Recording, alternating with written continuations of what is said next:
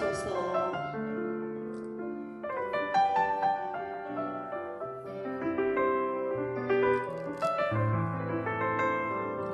다음은 총무원장 스님을 마음을 모아서 큰 박수로 여러분 환영해 주시기 바랍니다.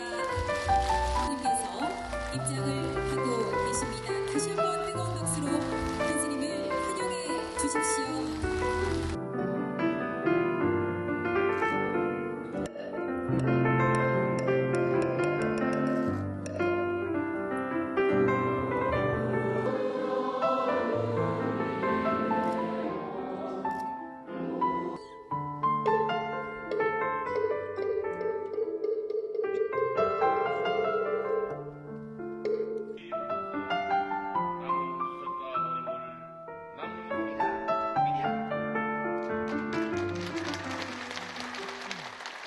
안동불교 사업연합 회장 도련 스님 인사드립니다.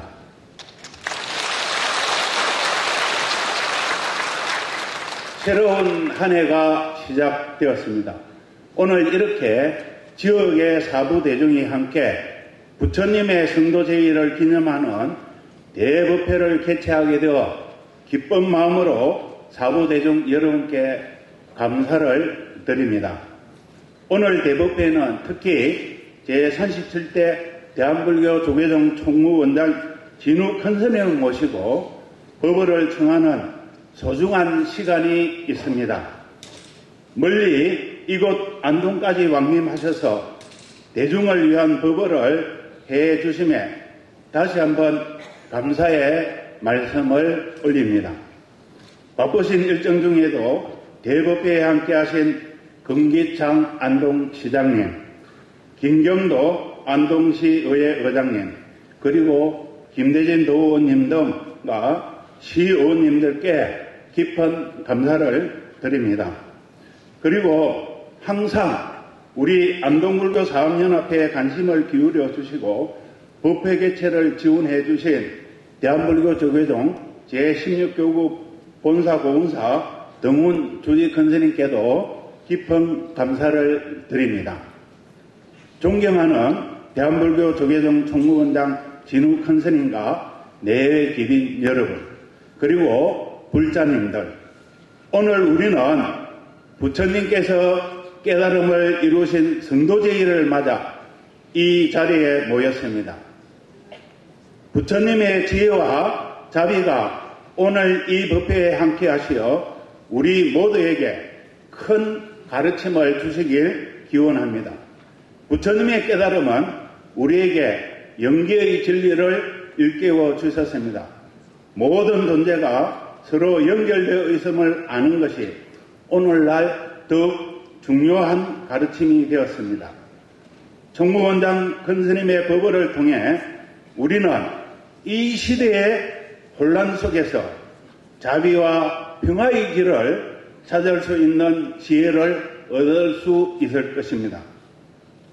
끝으로 부처님의 가르침이 우리 삶의 등불이 되어 모든 중생이 행복하고 평화로운 세상이 이루어지기를 소원하며 총무원장 진우 큰스님과 모든 불자님께 깊은 감사와 존경을 표합니다. 한편 오늘 행사는 고운사해 주신 호성 큰스님의 물심양면의 큰 지원 속에서 이 대법회가 이루어졌습니다. 그리고 안동불교 사업연합회 주지스님들과 사암신도회와 각 신행단체 후원이 있어 가능하였습니다. 법회의 준비와 진행을 위해 노력해 주신 모든 분들께 수의 찬탄 드립니다. 감사합니다. 반갑습니다. 오늘 총무원장 큰스님을 모시고 부처님 모신 날 성도제의를 맞이하여서 이런 안동사업연합회에서 자리를 준비했는데 우리 교구 본말사 모든 스님들과 신도님들 또 금기장 시장, 시의회 의장님, 또 의원님들, 또 도님들 모두가 함께 참석해 주셔서 진심으로 감사드립니다. 부처님 당시에도 그렇지만 지금도 늘 우리 중생들의 삶은 고통 속에 있는데 고통 속에 있는 줄 모르고 살아가는 그 어리석음을 오늘 우리 총무원장 진우선 큰 스님의 본문을 통해서 여러분들이 좀 지혜로운 삶이 되고 행복한 삶이 되었으면 합니다. 작년 10월 달에 원장 스님께서 미국에 가셔가 유엔에서 세상의 모든 존재들이 또 세상의 모든 사람들이 진실로 행복해졌으면 좋겠다고 발언하시면서 유엔에 간청하기를 명상의 날을 지정해 달라 해서 작년 유엔에서 12월 21일을 명상의 날로 정했습니다. 세상의 모든 존재들이 그날 하루만이라도 우리가 자신의 삶을 돌아봤으면 하는 마음입니다. 그래서 우리 불자님들이 그 중심이 돼가지고 우리가 그렇게 나갈 때 그 빛이 조금씩 넓어져가지고 온 세상이 밝아질 것 같습니다. 오늘 큰 스님 본문 듣고 여러분들이 진심으로 스스로를 한번 돌이켜보는 소중한 기회가 되었으면 합니다. 감사합니다. 불교 문화의 중심지 대한민국 안동을 방문해 주신 진우 큰 스님께 뜨겁게 환영을 합니다. 정말 존경하고 감사드립니다. 우리 안동은 세계 속의 한국 속의 한국으로 잘 알려진 한국 정신문화의 수도입니다. 한국 정신문화의 수도의 기본 정신은 부처님의 자비와 평화입니다. 우리 안동은 부처님의 가르침을 몸소 실천하면서 살아가고 있습니다. 이 자리에 계신 여러분들이 부처님의 가르침을 몸소 실천한 결과 대한민국의 하늘 아래 길 위에 찬란한 불교 문화를 꽃폈습니다. 그 결과 우리 대한민국은 부처님의 은혜가 가득한 나라로 변했습니다. 이 자리에 계신 여러분들이 바로 오늘날 대한민국을 만든 역사의 주인공이자 위대한 영웅입니다. 이제 우리는 찬란한 역사를 뒤로하고 새로운 미래로 나아가야만 합니다. 부처님의 가르침이 우리 사회의 인류 보편적 가치로 자리매김할 수 있도록 우리 스스로가 노력을 해야 됩니다. 이와 같은 꿈을 현실로 만들기 위해서는 물의 지혜를 배워야 합니다. 물은 높은 곳에서 낮은 곳으로는 겸손의 자세를 가지고 있습니다. 막히면 돌아가는 융통성을 가지고 있습니다. 어떤 그릇도 포용할 수 있는 포용력을 가지고 있습니다. 작은 물이 바위를 뚫는 인내심을 가지고 있습니다. 그리고 작은 물이 모여서 큰 바다를 이루는 대의의 정신을 가지고 있습니다. 우리 모두가 물의 정신으로 실천한다면 우리 대한민국은 부처님의 자비로운 은혜가 가득한 나라, 행복한 나라로 발전할 수 있을 것이라는 확신을 가지고 있습니다. 성불하십시오. 예, 반갑습니다. 안동시의회 의장 김경도입니다. 14년 새벽두에 불기 2568년 부처님 성도 제의를 맞이해서 부처님의 깨달음의 의미를 되새기는 기념법회 개최를 진심으로 축하드립니다. 오늘 성도 제일 대법회를 성대하게 준비해 주신 안동불교 사업연합회 회장이신 도련스님, 제16교구장 등문스님을 비롯한 불교 강의자 여러분, 그리고 참석해 주신 안동 시민과 불자 여러분께 수고와 감사의 말씀을 함께 올립니다. 오늘 이 자리는 여기종 총무원장이신 진우 큰 스님을 모시고 법문을 배청하시며 큰 깨달음과 용기를 얻는 소중한 시간이 되시기를 바라겠습니다. 진우 큰 스님께서는 2025년 신년법을 통하여 모든 다툼을 멈추게 하고 화합의 길로 이끌 수 있는 최선의 안은 소통이라는 통로의 확보라고 강조하셨습니다. 오늘 법회를 통해 부처님의 자비와 지혜를 새롭게 되새기고 우리 사회의 갈등과 분열을 해소하며 함께 화합의 길로 나아가기 위한 운동력이 되는 간절히 소원합니다. 또한 이 자리에 함께하신 모든 분들의 건강과 행복 그리고 부처님의 가피가 늘 함께하시고 새해 복 많이 받으시길 바라겠습니다. 감사합니다.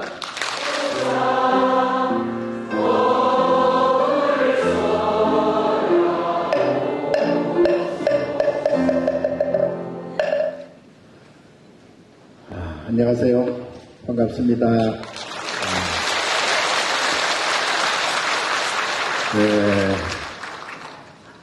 우선 제가 사실은 본래 고향이 안동입니다.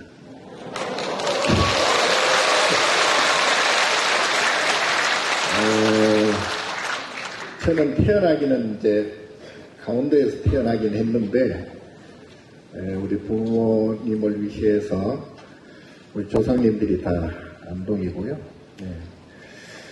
그래서 안동하면 이제 고향 같은이 아니라 고향으로 생각을 해서 항상 이렇게 안동이라는 그 이름만 나와도 이제 조금 설레어지는 그런 또 감정을 가집니다. 그래서 오늘 사실은 그 성도제일 맞이해서 이제 전국에서 저한테 요청을 해요. 근데 제가 제 고향이라서 그런 게 아니라 우리 호성 스님 지금 고은사 해주시고 공정사 계시는 호성 스님하고 저하고 친합니다. 옛날에 10여 년 전에 이제 본사 주지도 같이 했고, 근데 이제 호성 스님보다 제가 총무원장이 먼저 돼서 조금 그렇긴 한데, 그리고 또 우리 지금 16교구 교구장이신 동윤 스님은 지금 이제 전국 교구본사 협의회라고 있습니다. 전국 25개 교구가 있는데 거기에 이제 올해부터 회장을 맡으셨어요. 그래서 전국 교구본사들 너무나 유명하고 큰 교구본사 교구장 중에 회장을 맡으셔가지고 교구본사 스님들 중에는 가장 높으신 분이에요. 그리고 오늘 특히 안동 사암년 앞에 우리 회장이신 도리온 스님께서 이렇게 전체 준비를 또 해주시고 그 사암년 앞에 회원으로 계시는 우리 주지스님들 준비해 하시느라고 너무 고생 많으셨고 이렇게 대환영을 해주셔서 너무나 감격스럽습니다. 감사합니다. 그리고 아울러서 우리 16교구 교구본사에 소속된 말사주지스님들 정말 아까 우리 시장님도 말씀하셨지만 홍기찬 시장님 제가 인사를 빼먹을 뻔했군요. 먼저 제가 말씀드려야 되겠는데 드려야 했는데 안 듣고 나가셔서 나중에 좀 전해 주십시오. 그리고 우리 김경도 회장님 감사합니다. 우리 의원님들도 감사합니다.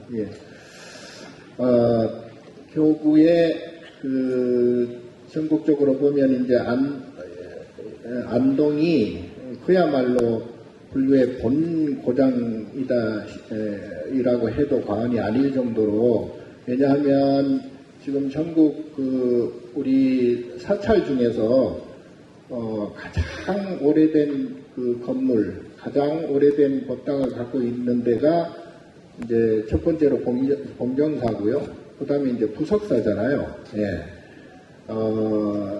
그것만 봐도 이 전국에 수많은 사찰들이 있는데도 우리 안동 지역에 특히 경북 지역에 그러한 최고의 고찰이 있다는 것은 그야말로 불교의 본 고장을 대변하고 있다고 할 수가 있습니다. 더군다나 또 밑으로 내려가면 신라 최초 불교 최초 도래지도 있고요. 그리고 이 근처에 보면은 대한민국에서 제일 우리 조계종단뿐만이 아니라 큰 선방이 문경에 또 있죠. 봉암사가 있고, 그래서 이 어느 면으로 보나 우리 경북 특히 이 안동 주변으로 불교의 근본이 지금 살아있다, 그렇게 이제 생각을 합니다. 고운사는 말할 것도 없고요. 어쨌든 그리고 또 이 경북 지역에 그 교구본사가 5개나 있어요. 근데 다른 데도 이제 지금 교구본사가 5개 있는 시도가 별로 없거든요. 그 전남에 이제 그 지금 교구본사 4개가 있고, 그리고 이제 하나는 지금 다른 이제 종단으로 되어 있어서 실질적으로 교구본사 제일 많은 데가 이제 대구 경북이거든요. 그래서 본사를 비롯해서 불국사도 있고 은혜사도 있고 동화사도 있고 직지사도 있고요. 그래서 불교적으로 보면 굉장히 이제 그 규모에 있어서나 그리고 또 고적에 있어서나 최고의 그러한 이제 불도 또 불교 도시라고 할 수가 있습니다. 이제 그럼에도 불구하고 상당히 척박해요. 그러니까 이 척박한 가운데서도 우리 불교를 포교하고 전법하는데 열심히 해주시는 일선에 있는 주지스님들 정말 감사드리고 크게 격려를 보내드립니다. 그리고 또 아까 이제 우리 도지사님하고 쭉 말씀 이제 스님들하고 같이 말씀 나누는 중에 우리 또 여기 광흥사 이제 범정스님, 우리 범정스님은 종단에 또 여러 가지 또 소임도 많이 보셨거든요. 지금은 내려와 계시지만은 조만간에 또 중앙종단에 또 올라와서 또 일을 또 하지 않을까 생각이 됩니다. 그 광흥사는 여러분 잘 아시다시피 혼민정음 해례본이 거기서 나왔잖아요. 그래서 그 오린석고라든가 이런 게 다 이제 이 광흥사를 중심으로 해서 이제 그게 인쇄가 되고 전국적으로 이렇게 퍼지게 되는 그러한 이제 역사적인 아주 역사 깊은 그런 이제 광흥사도 있고, 어쨌든 이 최고의 절들이 또 우리 그 연미사도 또 유명하잖아요. 그러니까 한마디로 참 대단한 그러한 이제 불도라고 하지 않을 수가 없습니다. 어쨌든 이 소중한 불교의 그 중심에 이렇게 선거제일날 제가 이렇게 법문을 하게 된 것을 개인적으로 굉장히 영광이고 또 감격스럽게 생각을 하고 다시 한번 감사를 드리겠습니다. 자, 우리 불교는 요즘 여러분 잘 아시다시피 우리가 그 삼국시대 때부터 또 고려시대는 물론이고요. 그리고 이제 조선시대의 그러한 유교적인 박해를 좀 받으면서도 그 주유야구를 해가면서 불교가 이제 지켜져 내려왔고요. 일제강점기를 통해서도 우리 불교는 성성하게 그렇게 이제 그 맥을 이어왔습니다. 그 불교적인 정신, 부처님의 가르침에 의한 우리의 그 민족의 삶이 이제 같이 이렇게 역사적으로 이어져 왔는데, 근래에 들어서 이제 서양 문물이 들어오면서 약간은 좀 주춤한 그런 분위기 있죠, 지금. 그래서 다른 서양 종교를 믿는 사람들도 많이 생겼고, 그리고 또 상대적으로 우리 불교가 조금 이제 약세 일로에 조금 들어선 그 면도 없지 않습니다. 그런데 문제는 우리가 그러한 어려운 역사를 이어오면서도 불교에서 부처님 가르침에서 어떤 안정을 찾고 거기에서 이제 평안을 찾고 평화를 또 이루고 그렇게 살아왔는데 근자에 들어서 지금 한국이 세계 10위권 강국입니다. GDP 개인별 GDP로 보면 일본을 따라잡았고요. 그리고 세계 10번째 안에 드는 그러한 군사적으로나 또는 문화적으로나 또 경제적으로나 어떤 면으로 봐서도 세계 10대 강국 안에 속해 있거든요. 그럼에도 불구하고 왜 이렇게 힘이 든가? 그 정도 되면 국민들이 좀 행복해져야 되거든요. 근데 사실은 지금 국민들로 봐서 요즘 여러 가지 사태도 있었지만 그렇지 않아도 지금 굉장히 국민들이 불편한 것도 많고요. 또 불행스러운 일도 많이 생기고 그리고 특히 젊은이들이 굉장히 방황하는 그러한 지경에 지금 이르고 있습니다. 그래서 경제적으로는 굉장히 이제 조금 부유해지고 그야말로 먹고 살만해졌음에도 불구하고 기분이 그렇게 썩 좋지는 않다. 그렇게 꼭 행복하지는 않는 것 같다. 이제 왜 그런가 했더니 이게 불교 정신이 지금 조금 침해당하거나 조금 저하된 면이 없지 않아 있어요.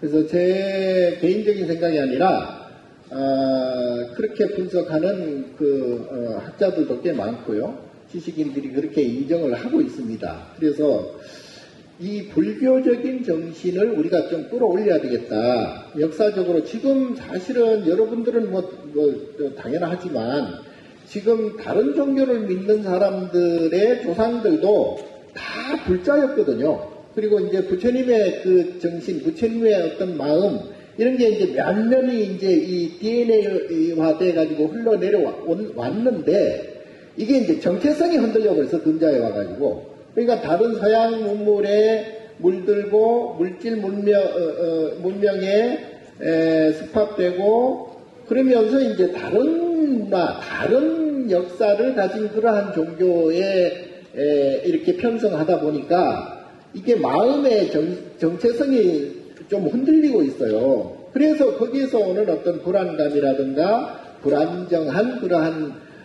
것들이 지금 작용을 해서 그래서 더 불편하고 더 기분이 좀 좋지 않지 않는가 이제 그런 생각을 합니다. 그래서 제가 곰곰이 생각을 해본 결과 제가 총무원장 돼서 생각한 게 아니고 벌써 한 10년, 15년 전부터 제가 본사주지 하기 이전부터 우리 국민들이 우리 불교 정신, 부처님의 마음을 이제는 좀 회복해야 되겠다. 그러기 위해서는 뭔가를 해야 되겠는데 물론 절에 가서 기도도 하고 연불도 하고 축원도 하고 그렇게 하기는 하지만 실질적으로 개개인이 할 수 있는 그러한 방법을 찾아내야 되겠다. 근데 이제 스님들은 보통 이제 선방에 가면 수자 스님들께서 이제 앉아가지고 이제 참선을 하시잖아요. 근데 이게 일반인들에게까지 이렇게 고루고루 퍼지질 못했어요, 지금까지. 그래서 이것을 스님들이 하는 이 참선을 일반인들도 좀 더 쉽게 하고 쉽게 접근할 수 있도록 해야 되겠다. 그래서 제가 이제 주창하고 있는 게 바로 선명상입니다. 그러니까 이제 원래 선이면 더 이상 말할 것도 없지만 지금 이제 서양 사람들이 특히 미국이나 유럽이나 이런 지성인들이나 이런 지식인들이 지금 다 하는 게 뭐냐 하면 명상이에요. 메디테이션. 아까 우리 스님께서도 말씀하셨다시피 지금 우리 교구장 스님께서 말씀하셨죠. 제가 이제 이번에 유엔의 명상의 날 제정을 신청을 해가지고 이번에 유엔에서 이제 명상의 날 12월 21일 날이 이제 세계 명상의 날로 제정이 됐습니다.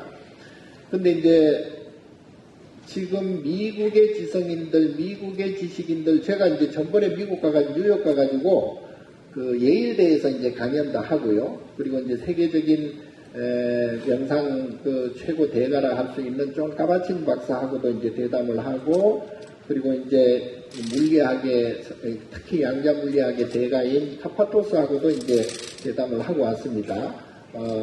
그런데 미국 지식인들, 특히 여러분들 지금 쓰고 있는 핸드폰을 개발한 사람이 스티브 잡스, 지금은 이제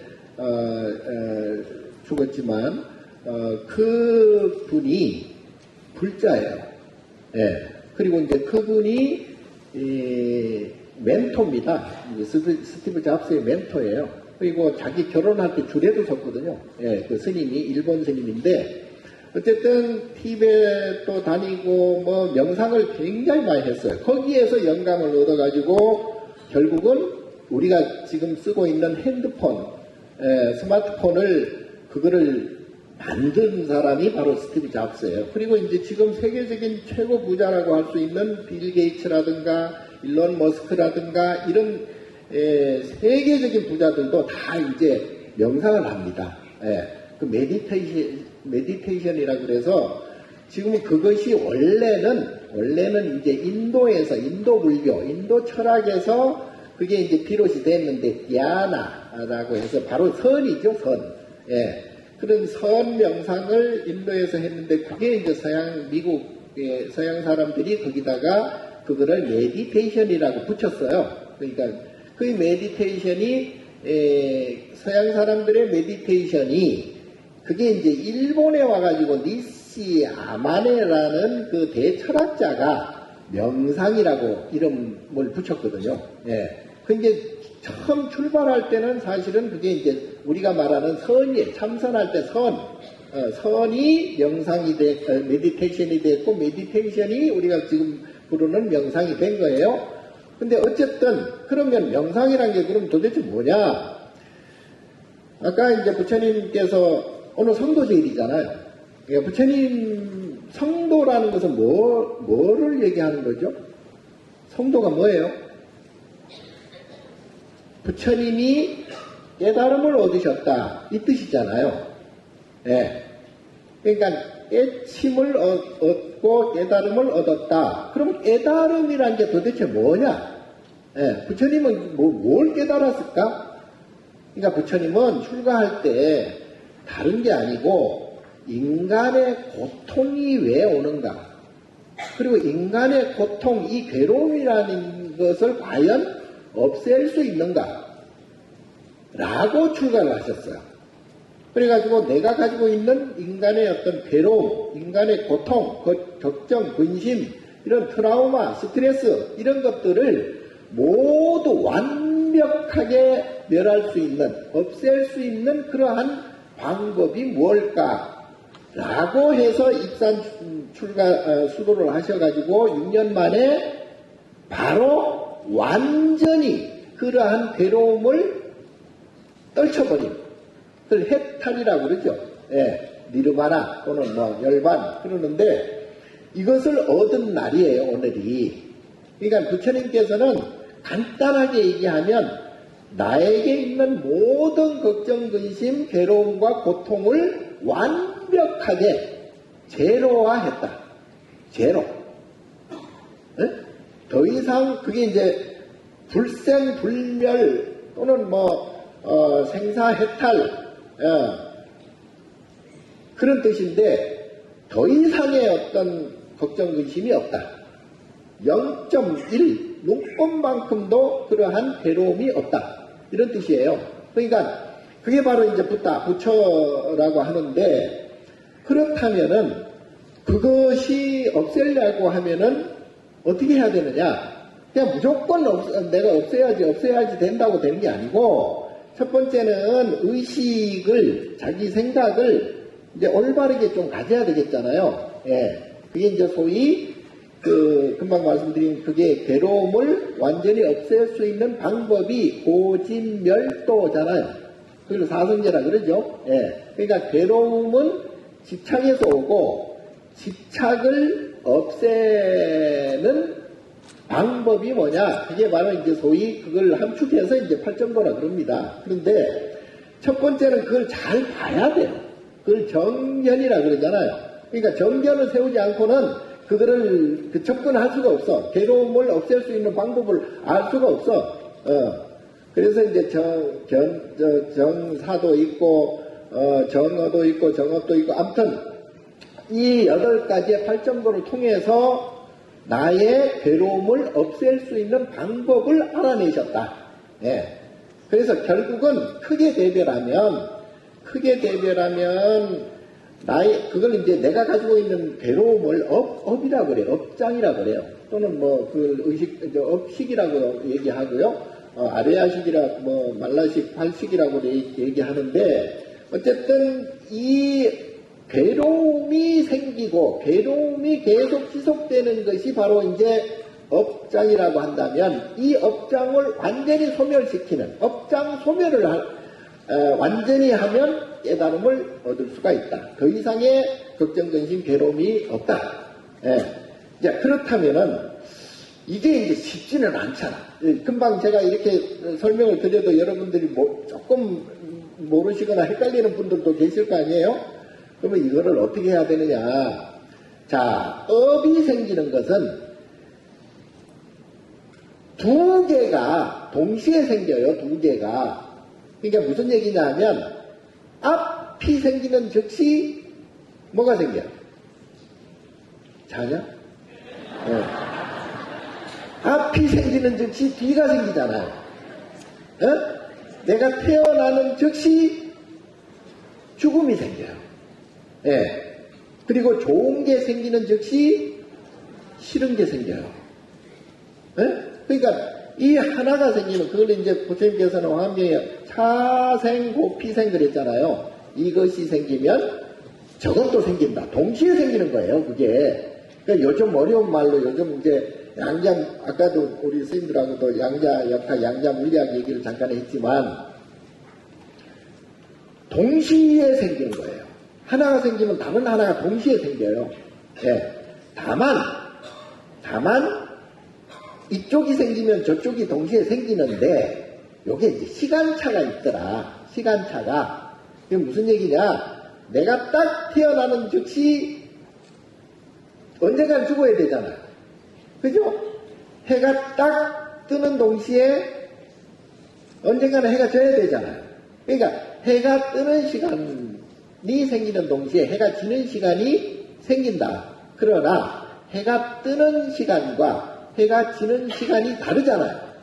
아침이 생기는 즉시 저녁이 생기고 밤이 생기는 즉시 낮이 생기고 그러니까 하나가 생기면 다른 하나가 반드시 생기는데 거기에 시차가 있더라 이 말이에요.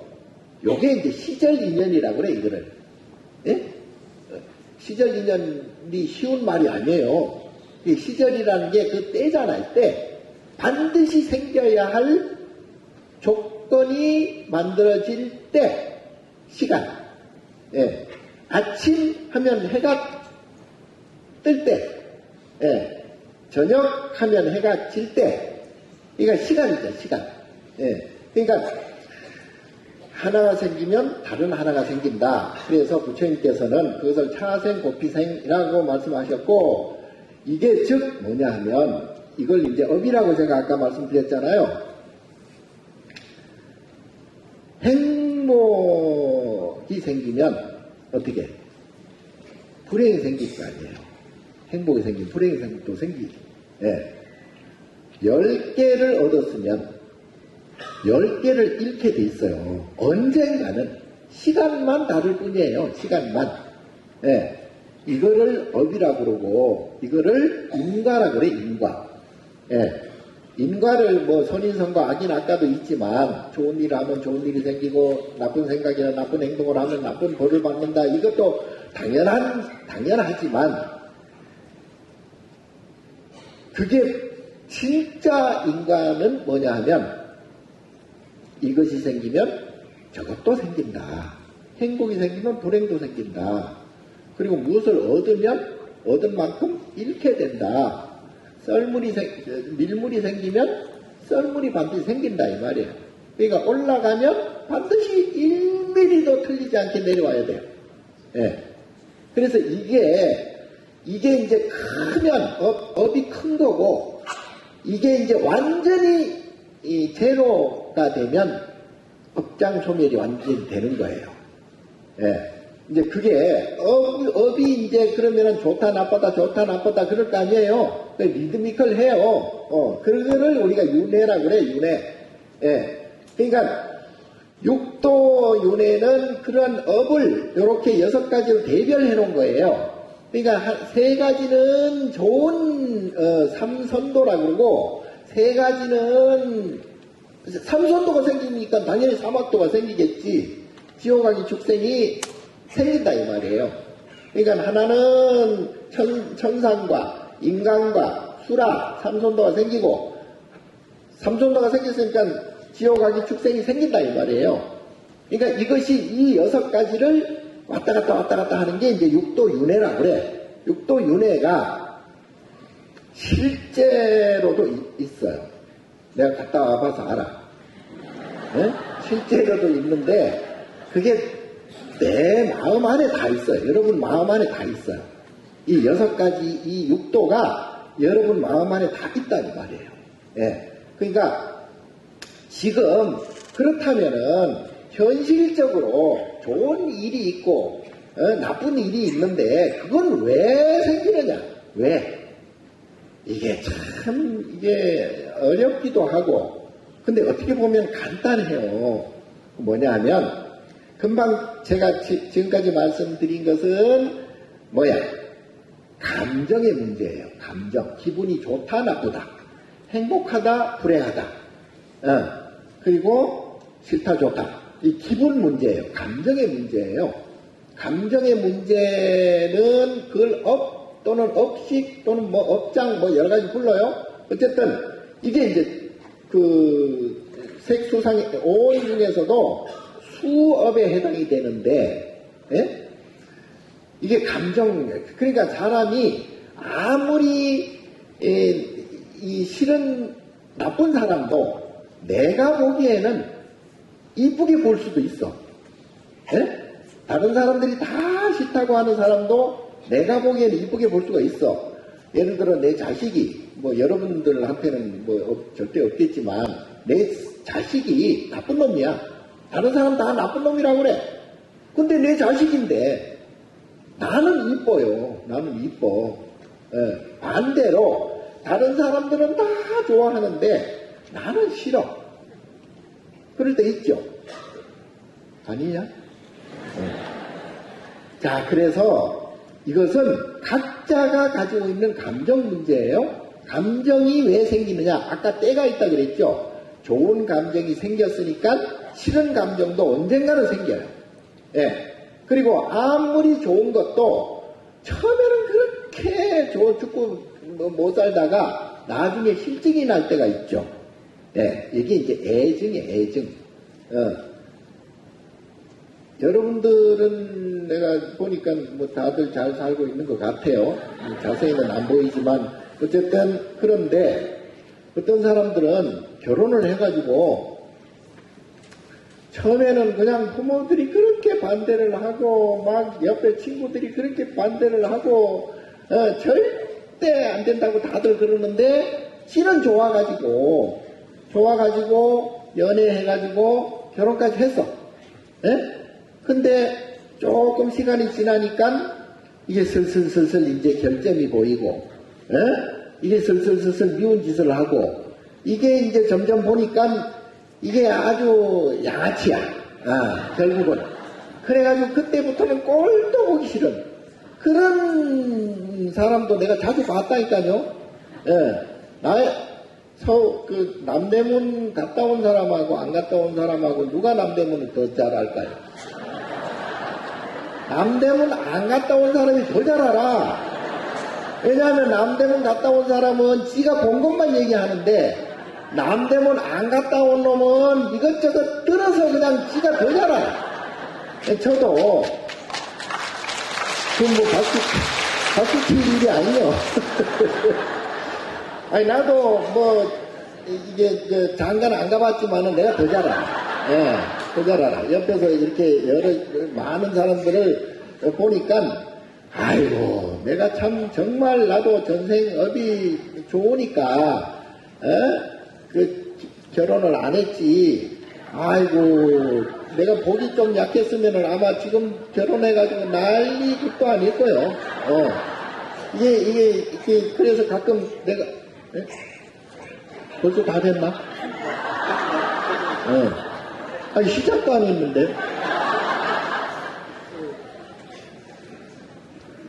아니 멀었구만.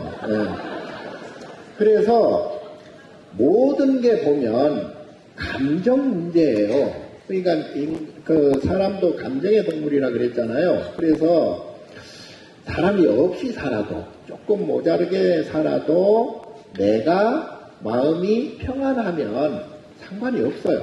근데 제가 이 총무원장이 되고 보니까 부자들도 많이 만나요. 그리고 높은 놈, 높으신 훌륭한 분들도 많이 만나요.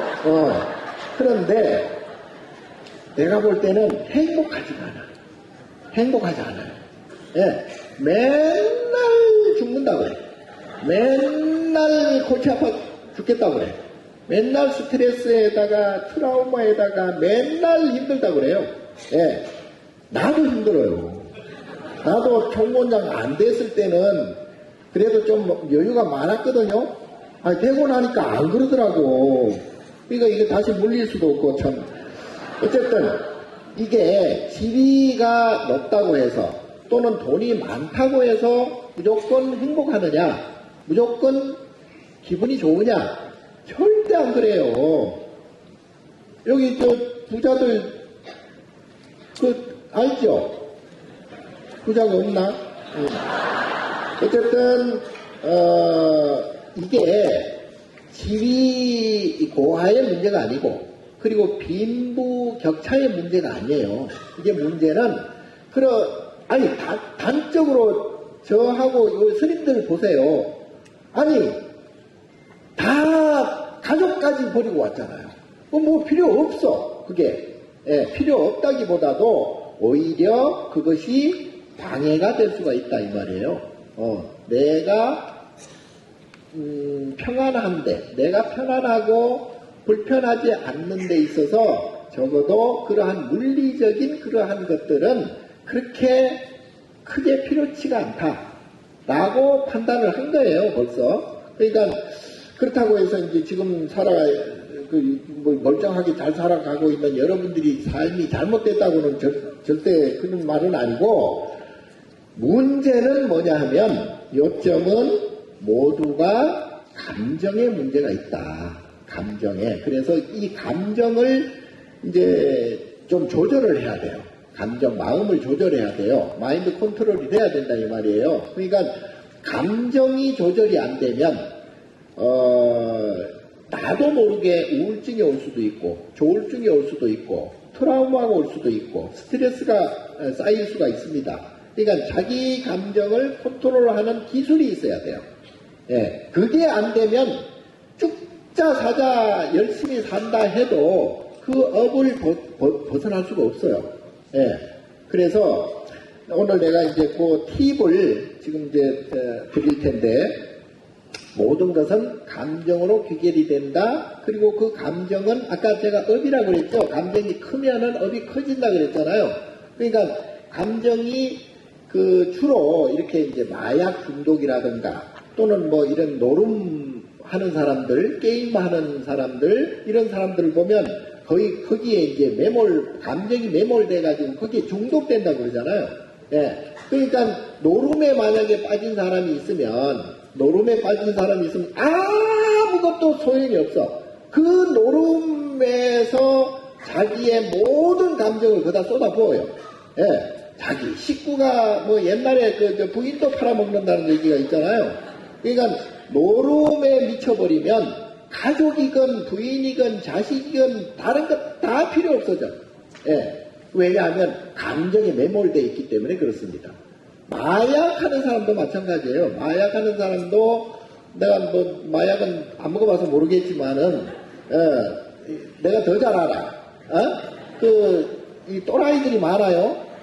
그런 사람들도 이렇게 보면은 그 마약에 그 중독이 돼버리면 그때는 뭐 다른 게 다 소용이 없어. 정신이 없어요. 예. 그러니까 왜 그런 현상이 일어나냐면 거기에 감정을 거기다가 몰입을 했기 때문에 그렇습니다. 그러니까 감정을 몰입을 한다는 건 극한의 어떤 그런 즐거움 또는 뭐 그런 그 아타락시아적인 쾌감 뭐 이런 것들에 빠져가지고 다른 것을 그리고 그것에서 조금만 벗어나도 그냥 막 괴로워서 막 고통스러워 죽으려 하거든요. 예. 그러니까 점점 그게 이제 중독이 되는 거예요. 그러니까 업이 그만큼 커진다는 얘기예요. 예. 그러니까 한 알의 약을 쓸 거를 한 알, 두 알, 세 알, 네 알 자꾸 이제 증폭이 돼가지고 나중에는 걷잡을 수 없는 그러한 그 약을 아무리 많이 써도 소용이 없어지는 그 감정이란 게 그런 쾌락에서부터 즐거움에서부터 행복에서부터 이런 모든 것들이 그게 감정의 문제거든요. 예. 그러니까 이것을 조절하지 않으면 오히려 돈에 중독될 수도 있고, 돈에 중독이 되면요. 돈에 중독이 되면 돈을 많이 벌어. 보니까 돈을 좋아하고 돈에 집착하고 거기 돈을 위해서 정말 사력을 다해서 사는 사람들은 부자가 될 수도 있습니다. 근데 나중에 보니까 돈만 벌어놓고 죽어버려. 못 쓰고 죽어버려. 왜냐하면 돈을 버는데 자기는 거기에 중독이 돼서 거기에만 감정을 몰입한 거예요. 그러니까 쓸 줄을 모르는 거야. 예. 그런 사람들 꽤 많아요. 자, 그래서 모든 인간, 모든 중생은 그래서 오직 중생을 유정이라고 그러잖아요. 그러니까 감정이 있는 것을 중생이라고 그래요. 유정이라고 그래요. 그래서 이 감정을 조절하지 않으면 업에서 벗어날 수가 없고 업에서 벗어나지 못하면 이 괴로움은 언젠가는 항상 온다. 어떤 방식으로든 괴로움이 와요. 그러니까 지금 여러분들이나 모든 사람들이 하다못해 걸어가다가 자빠지잖아요. 엎어져. 그럼 무릎이 깨져. 무릎이 깨지면 무릎이 아프잖아요. 그러니까 기분이 나빠. 기분이 나빠서 그냥 그 돌을 그냥 있는 힘껏 그냥 차버려. 그 발가락이 깨져버리면 또, 이 인과가 즉시 나타나요, 그거는. 왜냐하면 기분 나쁜 것을, 그거를 이제 화풀이라 그러잖아요. 기분 나쁜 것을 기분 좋은 것으로 이렇게 전환을 나름대로 머리 써서 하려고 했는데 오히려 그것이 독이 돼버리는 경우가 많아요. 그래서 발가락이 깨지는 인과는 즉시 받아요. 그러니까 이 감정을 조절하지 못했기 때문에 그렇습니다. 그래서 제가 그 선명상에 5초 명상이라는 게 있습니다. 그러니까 5초만 참으면 내가 감정을 일단 조절할 수가 있다. 그러니까 예를 들어서 금방 말씀드렸다시피 이제 넘어졌어. 무릎팔이 깨져가지고 이제 피가 나. 피를 보면은 이제 기분이 나빠져. 기분이 나빠지는데 그 순간이 0.2초랍니다. 0.2초. 차를 이렇게 몰고 갔는데, 옆에 사람이 보복 운전을 했어. 보복 운전을 하니까 기분이 나빠져. 기분이 나빠지는 순간이 0.2초예요. 상대방이 나한테 욕을 했어. 상대방이 욕을 했는데, 그 욕을 듣는 순간이 0.2초야. 기분이 나빠져 버려요. 그런데 0.2초 만에 기분이 나빠졌잖아요. 그 다음에 어떻게 하겠어요? 행동을. 같이 욕을 하든지 아니면 주먹이 날아가든지 어떤 행동이 나올 거 아니에요. 화풀이를 해야 될 거 아니에요. 그 시간이 5초 안에 벌어진답니다. 5초 안에. 5초 안에 이제 이 사건, 사고가 다 일어나는 거예요. 예. 그러니까 제가 선명상을 할 때 0.2초 만에 어떤 사건이 딱 벌어져. 그러면 0.2초 만에 내가 감정이 생겨나. 그런데 감정이 생겨나는 그 순간부터 5초 안에 행동을 하게 된다. 그 5초만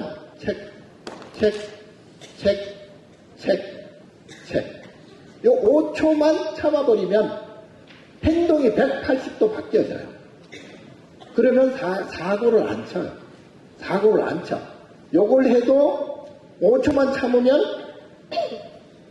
여기 작아질 수도 있고, 예? 입속으로만 욕을 할 수도 있고, 생각으로만 욕을 할 수가 있다 이 말이에요. 그러면 그게 행동으로 나타나지 않아요. 예. 그런데 모든 사고가 일어나는 걸 보면 0.2초 만에 그 사건이 벌어지면 5초 안에 모든 사고가 쳐진다. 그래서 5초만 좀 참아라. 그게 5초 명상입니다. 예. 자, 5분 명상도 있고요. 하루에 그래서 그것을 꾸준하게 5분 이상씩만 매일 하게 되면은, 그게 자기 스스로 감정 조절을 할 수가 있어요. 하게 됩니다. 자, 그러면 이 감정을 왜 그렇게 해야 되느냐? 아까 좋은 감정이 생기면 싫은 감정도 생긴다 그랬잖아요. 좋은 감정이 10개 생기면 싫은 감정이 10개 생겨. 행복한 감정이 10개 생기면 불행한 감정도 10개 생긴단 말이에요. 요게 인과 업이에요.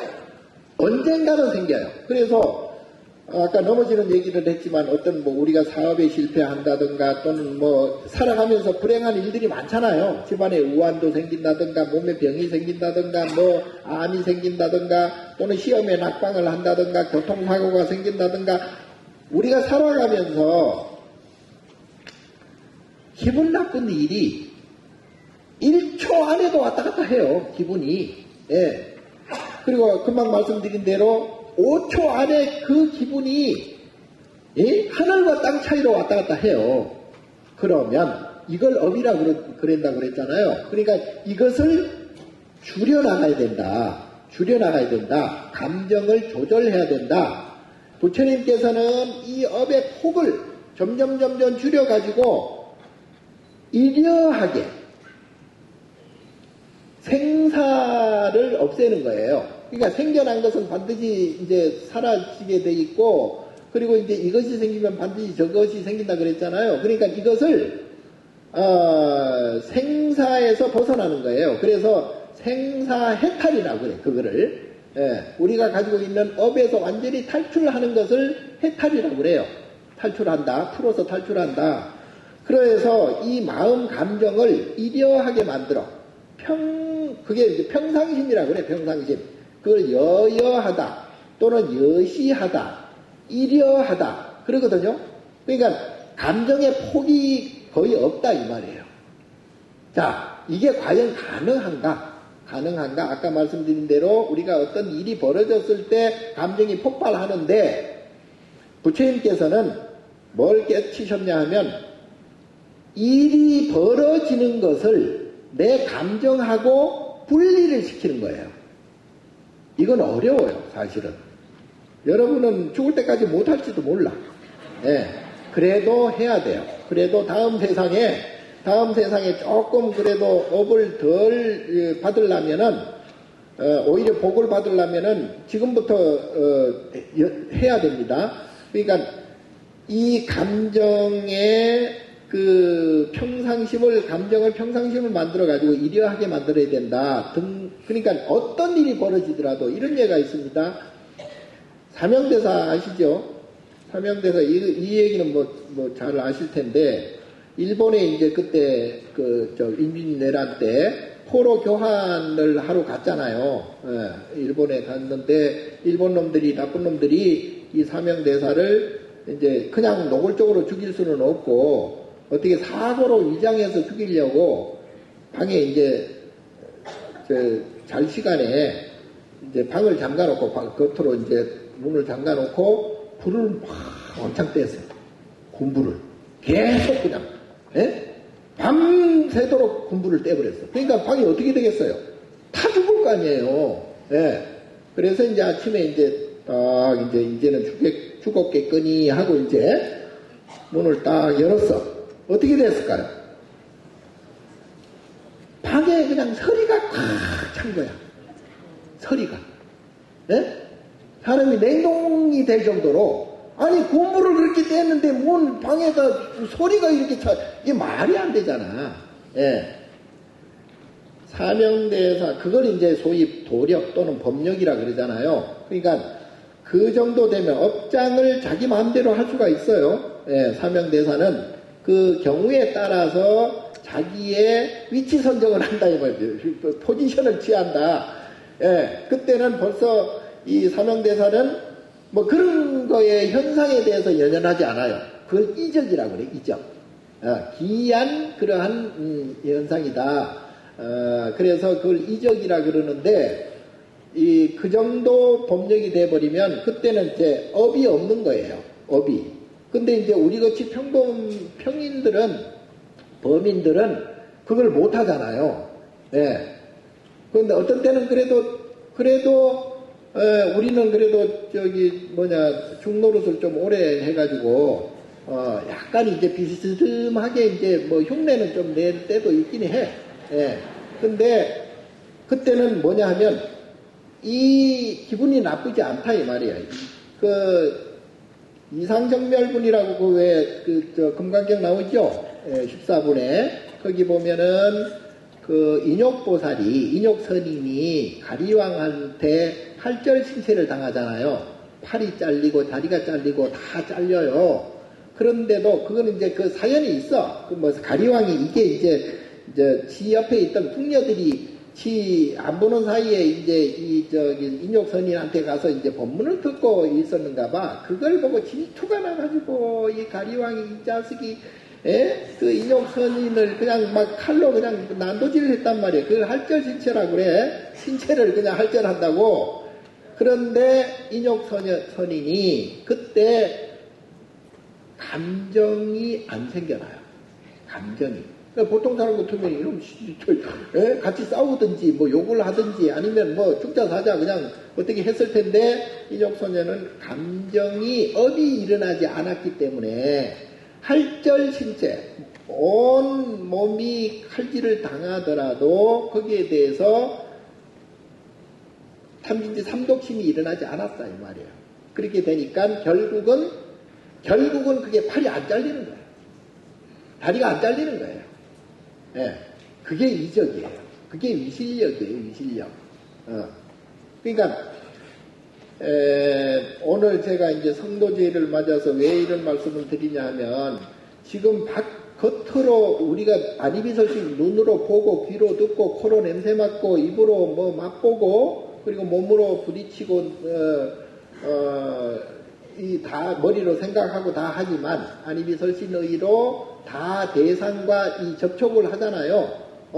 그런데 대상과 내가 접촉하는 이 모든 것들은 연기법이라고 그래가지고요. 필연적으로 그렇게 될 수밖에 없는 결과들이에요. 이게 조금 어려운 것인데, 예를 들어서 이제 얼마 전에 우리 무한 제주 항공 사건도 있었잖아요. 그러면 이 사람들이 뭘 잘못해서 그렇게 됐느냐? 당연히 아니잖아요. 그리고 지금 우크라이나 전쟁이나 이런 데 가가지고 막 전쟁을 하는 병사들이 지들이 뭔 잘못이 있겠어요? 그리고 또 북한 이북에서 러시아로 용병을 보내가지고 지금 거기에 우크라이나에서 많이 사상자가 많이 발생하고 그랬다는 뉴스도 있는데, 솔직히 북한 사람이라고 다 나쁜 놈은 아니잖아. 그리고 그 병사들이, 그 젊은이들이 뭔 죄가 있겠습니까? 그럼에도 불구하고 그런 일이 현실적으로 벌어진다 이 말이에요. 이 세상에는 이해 못할, 정말 이거는 운이라고 치부할 수 없을 만큼의 그러한 현상들이 많이 벌어지고 있어요. 예. 그런 거 어떻게 설명을 할 것이냐. 근데 이제 이게 불교적으로 보면 불교는 과거세, 현재세, 미래세 3세를 이렇게 이제 따로 떨어져서 이렇게 보는 것도 있지만, 예를 들어서 뭐 우리가 어떤 복이 많은 사람을 전생에 니는 나라를 몇 번 나라를 구했다는 둥 이런 얘기도 있잖아요. 그러니까 우리가 태어나기 전에 우리가 부모를 닮고 조상을 닮고 이러는 것도 다 이제 그 전생의 일환이거든요. 근데 태어나기 전에 그 살아온 그러한 모습들, 그게 이제 엄밀하게 보면 이제 업식에서 비롯이 되는데, 그게 업식은 굳이 구분을 하자면 좋고 싫은 감정 문제예요. 이 감정 문제에 의해서 좋은 일이 생기고 나쁜 일이 생겨요. 감정 문제에 의해서 좋은 일도 나쁘게 볼 수가 있고 나쁜 일도 좋게 볼 수가 있어요. 그러니까 이 감정이야말로 우리가 해결해야 할 문제다. 그래서 지금 이제 감정을 자기 스스로 잘 조절해서 업장 소멸을 하는 사람들은 나쁜 일이 일어나지 않습니다. 나쁜 일이 일어나지 않으려면은 감정을 스스로 잘 조절을 해야 돼요. 세용지마라는 말 들어보셨잖아요? 예. 예? 잡니까? 예. 세용지마가 뭐 다 아시겠지만 요새 세자 쓰잖아요. 그게 이제 이게 국경이란 얘기예요. 국경이 다 요새화돼 있잖아요. 거기에 이제 한 늙은 사람의 말 얘기가 있어요. 말 얘기로부터 시작하는 그걸 세옹지마라 그래. 그러니까 중국에 옛날에 국경들이 많았잖아요. 그 국경에 사는 영감님이 이제 말을 기르고 있었는데 말이 도망을 가버렸어. 그러니까 그때는 말이 재산이잖아요. 그러니까 그 전쟁이 일어나면 말 타고 빨리 도망을 가야 되고, 요즘 같으면은 이제 자동차나 마찬가지인데 그게 사라져 버렸어. 그러니까 얼마나 그 큰일이에요. 그러니까 가족이 그렇게 걱정을 하고 했는데 이 노인네는 그냥 그러려니 하고 아무 표정이 없는 거예요. 한 6개월 지났어. 말이 2마리, 그놈이 나갔더니 마누라를 하나 데리고 왔네. 말이 2마리가 돼버렸네. 그러니까 갑자기 이제 부자가 됐잖아요. 그러니까 추워가지고 막 가족들이 난리인데 이 노인네는 또 아무 표정이 없어. 그래서 조금 있다가 어린 아들이, 그 젊은 아들이 말을 타다가 다리가 부러졌고요. 다리가 부러져가지고 이게 쩔룩거리고 이제 쩔름바리가 돼버렸네. 말이 오히려 안 들어왔으면 아들이 안 다쳤을 텐데, 말 때문에 그 이놈의 아들 다리가 부러져 버려가지고 이게 쩔름바리가 돼버렸어. 그러니까 얼마나, 그래, 가족들이 막 울고불고 난리인데 이 노인네는 그래도 그냥 뭐 그러려니. 좀 있으니까 전쟁이 터졌네. 전쟁이 터지니까 이 젊은 애들 다 이제 징집을 해가지고 전쟁에 나가서 다 죽어버리네. 근데 다행히 이놈 아들 놈은 다리가 하나 다쳐져가지고 전쟁에 징집이 안 됐어. 그래서 살아난 거예요. 이걸 보고 좋고 나쁜 일이 계속 반복된다. 그래서 그걸 세옹지마라 그러잖아요. 그러니까 우리가 인생을 살아가면서 지금 세옹지마처럼 다 그렇게 될 거예요. 그런데 그거는 다 인연, 연기의 법칙에 의해서 필연적으로 나타날 수밖에 없는 그런 인연 현상이에요. 그런데 거기에 대해서 내 감정, 내 업을 자꾸 얹어버린다? 내 감정을 얹어버리면 내 업만 자꾸 커져요. 업만 자꾸 커져가지고 아무 일도 아님에도 불구하고 이제 지금 세옹지마처럼 어떤 일이 벌어지지 않다 하더라도 먹고 살만하고 아무 걱정도 없고 자식 다 장가 시집 잘 보내고 다 그냥 풍족하게 그렇게 살아온 사람도 자기 업이 발동이, 아까 시절 인연 업이 나타날 때, 고통의 업이 나타날 때가 되면 아무 문제가 없어도 뭐가 생겨요? 정신적으로 문제가 생겨요. 우울증이 그렇고요. 아무 문제가 없어. 돈도 있고, 뭐 자식들도 다 잘 크고, 다 시집장가 다 잘 보내고, 뭐 남편도 마누라도 속색이지 않고, 뭐 좋은 집에서 따뜻하게 잘 지내요. 그럼에도 불구하고 뭐가 와? 이 현타가 와요. 이게 기분이 나빠지고 결국은 스스로 목숨까지 없애는 경우도 있습니다. 업이 발동하면 그렇습니다. 예.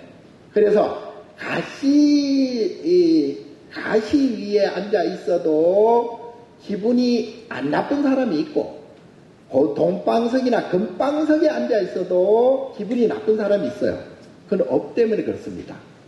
그는 감정이라고 하는 본인이 가지고 있는 감정 덩어리, 그 업 덩어리가 이게 작용을 하는 거예요. 그래서 이 업장 소멸을 하려면 참선을 해야 돼요. 참선이 어렵다 하면 염불을 해야 됩니다. 염불이 조금 저거 하면은 울력을 해도 되고 절을 해도 되고, 그래서 절에서 기도하라는 게 바로 업장을, 본인들의 업장을 소멸시켜라, 그 뜻이에요. 그러니까 그 마음의 감정을 아까 말씀드린 대로 이려하게 계속 지속하다 보면 업이 점점 줄어들어가요. 업이 점점 줄어들어가고, 거기에 그 업을 적극적으로 줄일 수 있는 방법이 바로 육바라밀입니다. 육바라밀. 그러니까 육바라밀 뭐예요? 보시, 지계, 인욕, 정진, 선정, 지혜. 이 육바라밀이에요. 이 육바라밀을 적극적으로 하면 업장이 소멸되는 동시에 복을 짓게 돼요. 복을. 그러니까 보시는 이거는 반드시 해야 됩니다. 예, 우리는 이게 머리도 깎고 줄 게 없으니까 보시를 많이 못하지만은, 그래도 여러분들은 좀 있는 분들은 보시를 계속 자꾸 해야 돼요. 그래야 업장이 소멸되는 동시에 나쁜 일이 일어나지 않아요.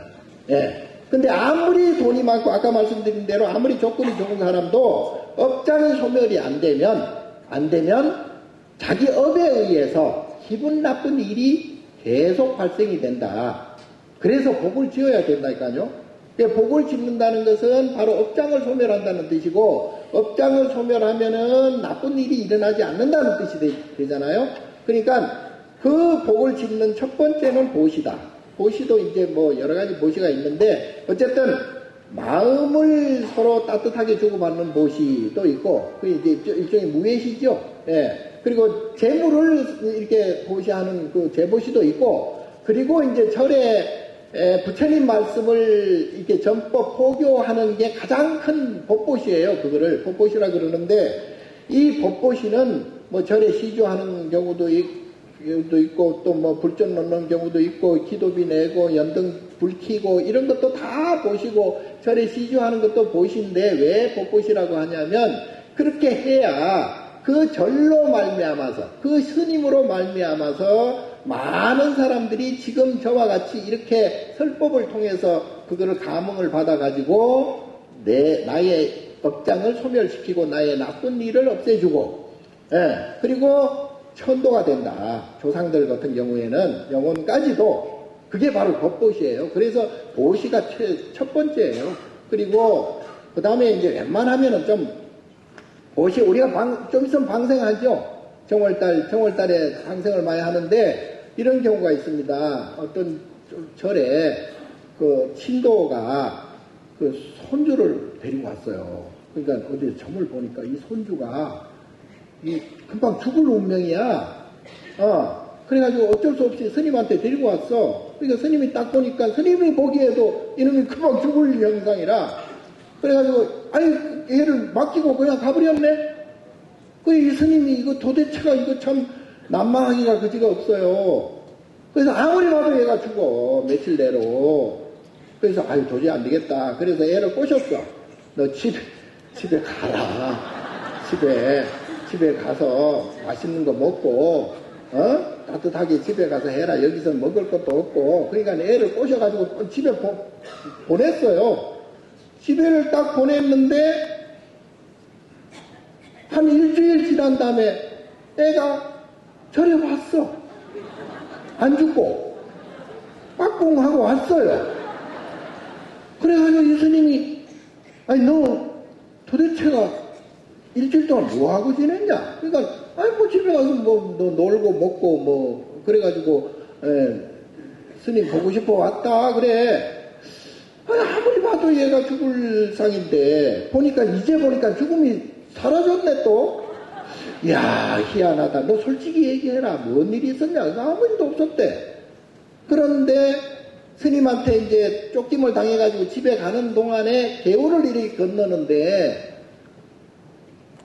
그 나무 가지가 둥둥둥둥 떠내려오더래요. 그래서 이렇게 보니까 개미들이 그냥 빽빽하게 그게 매달려 있는 거야. 좀 있으면 이제 낭떠를 폭포로 떨어져서 다 죽을 판이야 개미들이. 그래서 얘가 그걸 건져서 산에다가 던졌대요. 그리고 집에 갔대요. 에? 스님한테 그 얘기를 하는 거예요.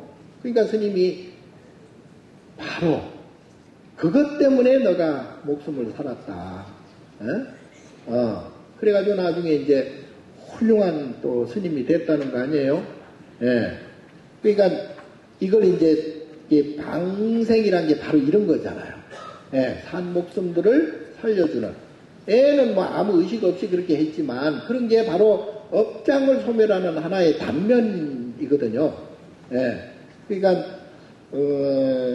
그런 이제 방생도 있고 또 사람을 이렇게 마음을 이렇게 서로 알아주고 마음을 또 주고받고 해주는 그러한 이제 무예시도 이제 일종의 이제 방생입니다. 그러니까 지계라는 것은 이제 계를 지키라는 거 아니에요. 이제 계를 지키라는 것은 계는 왜 범하냐 하면 욕심 때문에 계를 범하거든요. 그러니까 욕심 부리면 욕심을 왜 부려요? 내가 즐겁고 행복하기 위해서 욕심을 부릴 거 아니에요. 즐겁고 행복하면은 인과가 생길 거 아니에요. 즐겁고 행복하면은 괴롭고 불행한 인과가 또 생겨. 그러니까 계속 육도윤회 하는 거예요. 그래서 그것을 방지하기 위해서 계를 정한 거예요. 너의 즐거움, 탐진치, 삼독심을 이 계를 통해서 지나치게 부리지 말아라. 그게 지계거든요. 그게 적극적으로 하는 게 방생이에요. 그러니까 보시, 지계, 인욕행은 아까 이제 가리왕 인욕보살, 인욕선인처럼 가리왕이 그렇게 할절신체를 하더라도 웬만하면은 참아라. 뭐 그렇게 지금 팔 끊고 다리 끊고 하는데 어떻게 참을 수가 있어요. 그런데 이제 예를 들면은 이제 그런 이제 본보기를 제시를 해주는 거예요. 그러니까 그만큼 참으면 살인도 3번 참으면 살인도 면한다고 그런 말이 있잖아요. 그러니까 웬만하면은 참는다는 것은 자기 감정을 폭발시키지 않고 자기 감정을 폭발시켜서 인과를 만들지 않는다는 뜻이 되잖아요. 그게 바로 육도윤회를 멈춘다는 뜻도 되고 그러니까 웬만하면 참아라. 보시지계 인욕 정지는 뭐 잘 아시겠지만은 계속 해야 돼요. 그러니까 옛날에 100일 기도를 딱 붙이잖아요. 우리가 회향이라는 말 들어보셨죠? 회향이라는 것은 그걸 이제 온전하게 마무리 짓는다. 그야말로 기도가 되었다 이런 뜻이에요. 그러니까 예를 들어 100일 기도를 딱 정했어. 100일 기도를 정했는데 99일째 되는 날 뭐든지 이게 유혹이 생겨가지고 100일을 못 채우는 경우가 옛날에 꽤 많았다 그러잖아요. 그러면 100일을 못 채우면 회향이 안 되는 거야. 회향이. 그러면 다시 1일부터 다시 시작해야 돼. 다시. 예? 그러니까 그만큼 회향하기가 사실은 어려워요. 그럼에도 불구하고 그게 3일이 됐든 일주일이 됐든 7일이 됐든 37일이 됐든 100일이 됐든 그 동안에 완벽하게 기도가 성취가 돼버리면 그때는 회향이 되는 거예요. 회향이 된다는 말은 곧 아까 말씀드린 대로 나의 업장이 소멸된다는 뜻이 되고 나의 업장이 소멸된다는 뜻은 내가 괴로움이 그만큼 사라진다는 뜻이 되고 내가 괴로움이 사라진다는 것은 내 가족이나 내 주위가 잘 되어 간다는 뜻이 또 되잖아요. 예. 뭔 얘기인지 아시죠? 자지는 않네.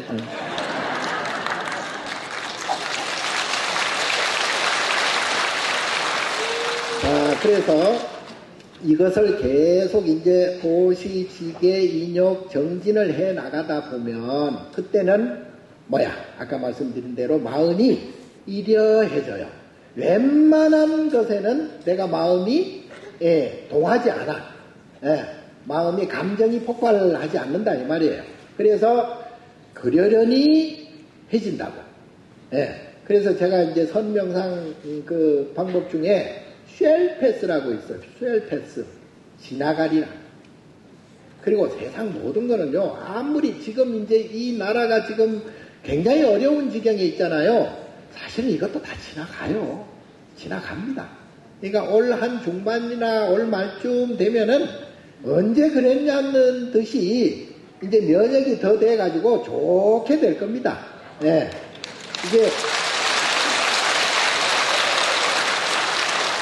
이게 이제 그 연기 작용도 인과적으로 일어나거든요. 연기. 그러니까 이제 이를테면 이제 풍선 효과라 그러잖아요. 풍선을 이쪽을 누르면 저쪽이 불룩 튀어나오고 저쪽을 누르면 이쪽이 불룩 튀어나오듯이 이게 바로 연기법이 그렇게 돼 있는 거예요. 그러니까 밤이 생기면 당연히 낮이 또 생기고, 또 낮이 생기면 밤이 생기고, 또 밀물이 들어오면 당연히 썰물이 생기고, 이게 이제 인과작용이에요. 연기의 작용입니다. 그러니까 거기에 대해서 우리가 너무 절망하거나 좌절할 필요도 없고요. 그리고 거기에 절망하거나 좌절해서 기분이 굉장히 나쁘다, 굉장히 괴롭다 라는 것은 지업이에요. 본인 거예요. 다른 사람들 다 좋다 하는데 지만 그냥 난리. 그거는 지업이에요, 지업. 본인 거예요. 그건 남 탓할 수가 없어요. 그러니까 부모 탓할 필요도 없고, 부부, 남편 탓할 필요도 없고, 그래, 남편이 속썩이잖아요. 남편이 속썩인다는 것은 무슨 뜻이냐? 실제로 남편이 엄한 짓을 하는 수도 있죠. 객관적으로 볼 때 저 남편 저놈이 진짜 나쁜 놈이야 이렇게 할 정도로 그렇게 볼 수도 있지만 본인이 거기에 대해서 크게 업작용, 그러니까 감정을 크게 일으키지 않고 별로 기분 나쁘지 않고 거기에 대해서 괴롭지 않는 업을 갖고 있으면 설사 남편이 그런 못된 짓을 하고 엄한 짓을 한다 하더라도 거기에 내가 괴로워하거나 고통스러워하지 않아요. 왜냐하면 그게 본인이 그만큼 기대치가 높은 거예요. 기대치가 높다는 것은 욕심이 그만큼 있다는 얘기거든. 그러니까 본인의 욕심을 줄여버리고 본인의 욕심을 비워버리면 그때는 기대치가 없으니까 이런 지랄을 하든 저런 지랄을 하든 그건 큰 상관은 없다니까요. 그렇게 되면 업이 좋아져요. 업이 좋아져가지고 오히려 남편이 이제 바뀝니다. 내 업이 좋아지면 내 주위의 업도 좋아져요. 그러면 아까 말씀드린 대로 나쁜 일이 일어나지 않아요. 그래서 금방 말씀드린 대로 그걸 적극적으로 첫 번째는 보시 많이 하시고 그 다음에 이제 될 수 있으면은 계율을 좀 지키시고 룰을 좀 지켜야 된다 이 말이에요. 그 다음에 이제 웬만하면 참으시고 그리고 계속 노력을 해야 돼요. 계속. 그래서 선명상도 매일 5분씩 계속 하시고 그렇게 되면 선정이 일어나면 아까 말씀드린 대로 이 마음이 고요해져요. 마음이 생사가 그렇게 들락날락 하지 않는다 이 말이에요. 그러면 마음이 고요해지면 선정이 일어나가지고 그때 뭐가 나타나느냐? 지혜가 나타나죠. 그 지혜가 바로 보살행위예요. 우리가 관세음보살, 지장보살, 미륵보살, 보살들이 많잖아요. 보살들이 하는 행위가 육바라밀 행위입니다. 보살은 무예자제행으로서 내가 뭘 해야 되겠다, 하지 말아야 되겠다 하기 이전에 저절로 행동을 해요. 저절로 행동하는 걸 이렇게 살펴봤더니 바로 그게 육바라밀행이더라. 그러니까 관세음보살도 육바라밀행을 하고 지장보살도 육바라밀행을 하고 보살들은 다 육바라밀행을 합니다. 그래서 보살들은 육바라밀행을 하는 동시에 아무데도 걸림이 없어. 아무데도 괴로움이나 근심 걱정이 0.1도 없어요. 예. 그러면서 저절로 말을 하게 되고 저절로 생각하고 저절로 행동하고 사법이 청정한 거예요. 예. 그러니까 이 관세음보살이 하는 지장보살이 하는 행위를 내가 따라서 하는 거예요. 예. 그래서 보시해야 되고 그래서 지계, 인욕, 정진, 선정, 지혜가 바로 보살행위더라. 자비행위예요, 그게. 이렇게 보니까 그게 자비행위야. 그러니까 내가 욕심 없이 탐진치, 삼독심 없이 삼업을 청정하게 해나가면 그것이 바로 육바라밀 행위 되어서 한마디로 해탈이 되는 거예요. 성도가 되는 거예요. 그게 바로 부처예요. 그게 바로 부처님이에요. 그래서 내가 곧 부처다. 내가 육바라밀 행을 자연스럽게 하게 되면 스스로 내가 부처가 된다. 내가 스스로 부처가 되면 그때부터는 근심 걱정이 없다 이 말이에요. 괴로움이 없다 이 말이에요. 네. 그러니까 내가 괴로움이 없고 너도 괴로움이 없고 너도 괴로움이 없고 너도 업장 소멸하고 너도 다 해탈하게 되면 그때는 뭐예요? 정토라고 해요. 그거를. 네. 아까 누가 우리 지사님이 여기가 불국토라 그랬는데 불국토로 보는 지사님이 보니까 그때만큼 부처더라고. 네. 왜냐하면 부처 눈에 부처가 보인다 그러잖아. 네. 그러니까 모두가 그렇게 업장 소멸이 되고 해탈이 되고 열반이 되면 그때야 그것을 정토라 그래. 정토. 깨끗할 정자 정토. 그게 바로 불국토로 얘기하는 거예요. 그게 바로 서방 정토가 되는 거고 그게 바로 아미타, 나무 아미타불이 되는 거예요. 네. 그러니까 오늘 성도제를 맞이해서 이거 말고 재밌는 얘기 내가 많이 하려고 그랬는데 네. 어쨌든 오늘 기화로 우리 여러 교사님들, 조사님들, 보살님들 다 이제 선명상을 하세요. 선명상을 해서 이게 업을 줄여 나가세요. 자기의 감정 폭을 줄여 나가서 감정이 평상심이 되면 그때는 업장 소멸이 돼서 나쁜 일이 일어나지 않게 돼요. 그럼 그때부터는 복이 쌓여. 복이 쌓이면 그때는 내가 육바라밀 행을 통해서 내가 보살이 되고 내가 부처가 되는 거예요.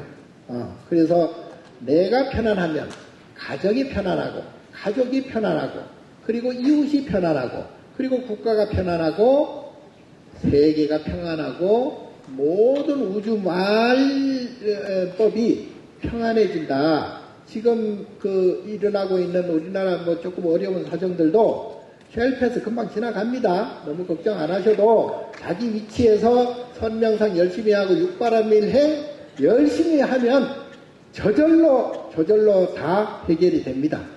예, 아셨죠? 네. 자, 다시 한번 오늘 저를 초청해 주신 우리 호성 스님, 등운 스님, 그리고 도륜 스님 등등 스님들 또 사암연합회 스님들 그리고 또 여기 계신 포교사단을 비롯해서 여러 신도님들 너무너무 감사드리고 다음에 또 더 좋은 기회에서 뵙기를 기원하면서 한 해 복 많이 받으시고 부처님 가피 이루십시오. 감사합니다. 네, 서구린씨께서는 모두 자리에서 일어나 주시기 바랍니다. 성도제의를 맞아 행복의 가르침을 주신 총무원장 근스님께 합장 1회 예를 올리겠습니다.